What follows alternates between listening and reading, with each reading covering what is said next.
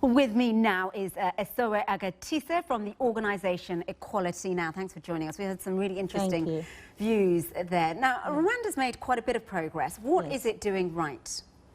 Well, I think it is applying the laws that it has passed. We should start off from the idea that there is no country in the world where you have gender equality. Having said that, a country like Rwanda has gained from an unusual situation, which saw that many of the women, after the war, there were more women than men. And it has been able to build on that, to use the laws that they passed to ensure that women's rights are protected. I suppose one of the difficulties with things like that is this, people in power never really want to give it up. So you find in places like South Africa where they have a lot of legislation around equality and the number of women in the workplace and how they're supposed to be represented. There are often complaints about when companies have to implement them or, you know, so-called affirmative action.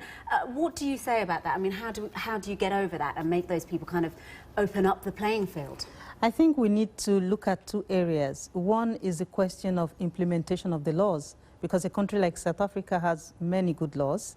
Then one has to look at the question of the mindset, people's mindsets, because laws change, but you need to make sure that on the grassroots level, people's ways of seeing things also change, and that is through education.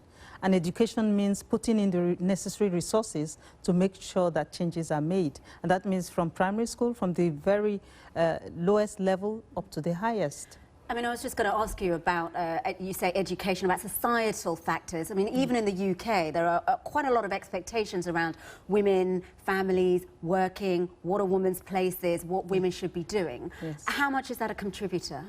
Well, that is the kind of mindset we're talking about, the fact that there are these societal expectations of so-called women's roles and men's roles.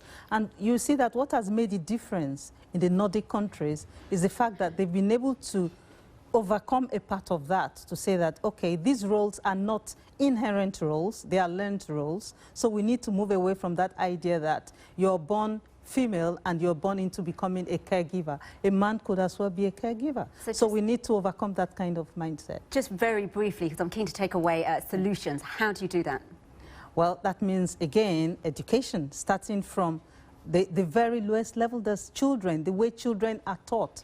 You see, in everyday life, the kind of message that is passed across is that tends to reinforce the stereotype of gender roles. We need to change that. We need to begin to implement the very good laws that exist. If you look at Africa, the Maputo Protocol is the best feminist law in the world. My organization played a very important role in that. Okay, we're going to have to leave it there, but thank you so much. Esohe Aghatise, thank you very much for joining us from Equality Now. That's an organization promoting equal rights for women around the